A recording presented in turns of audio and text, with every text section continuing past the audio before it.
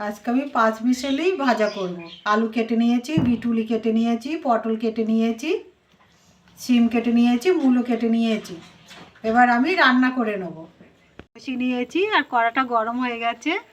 আমি এবার সর্ষের তেল দিয়ে দেবো। তেলটা গরম হয়ে গেছে, গোটা জিরে দিয়ে দেবো। এটা ভাজা হয়ে গেছে, আমি এবার পেঁয়াজ দিয়ে দেবো। পেঁয়াজটা একটু ভেজে নেবো।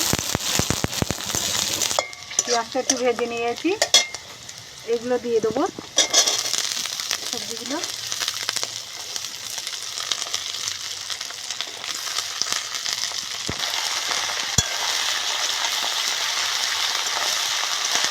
ভেজে নেবো 4-5 মিনিট আমি একটু ভেজে নিয়েছি। হলুদ দিয়ে দেবো, স্বাদ মতো লবণ দিয়ে দেবো।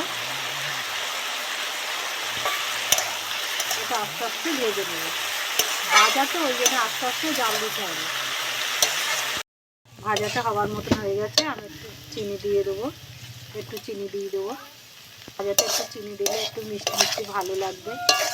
অনেকে যারা না পছন্দ করেন তারা দেবেন না। ভাজাটা আমার হয়ে গেছে, আমি এবার নামিয়ে নেব।